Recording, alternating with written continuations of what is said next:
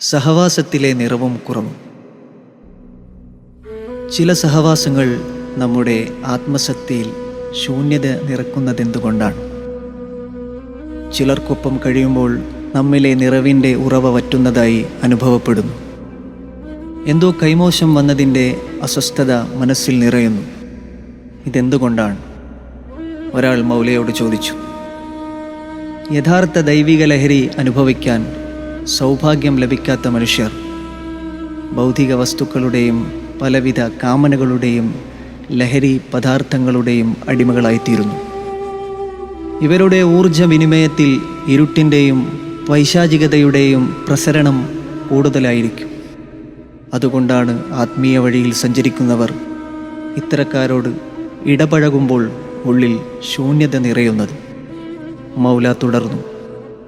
ദൈവിക ലഹരിയുടെ ആനന്ദം അനുഭവിച്ചവൻ മറ്റൊരു ലഹരിയുടെയും പിന്നാലെ പോകില്ല. അതുകൊണ്ട് ദൈവിക പ്രഭാവത്തിൽ നിർവൃതി കൊള്ളുന്നവർക്കൊപ്പം സഹവസിക്കുക.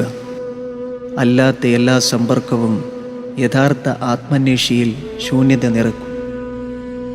ഇതുകൂടി പറഞ്ഞ് മൗല അവസാനിപ്പിച്ചു. മത്സ്യവിൽപ്പനക്കാരനൊപ്പമാണ് കൂട്ടെങ്കിൽ മീൻനാറ്റമുണ്ടാകുമെന്നതിൽ സംശയമില്ല. എന്നാൽ സുഗന്ധ വിൽപ്പനക്കാരനുമായാണ് സഹവാസമെങ്കിൽ സുഗന്ധത്തിൻ്റെ നറുമണമുണ്ടാകും. എത്ര ശക്തനാണെങ്കിലും ദുർവൃത്തരുടെ സഹവാസം നിന്നെ അന്ധനാക്കുക തന്നെ ചെയ്യും എന്ന് നമ്മുടെ ഗുരു റൂമി.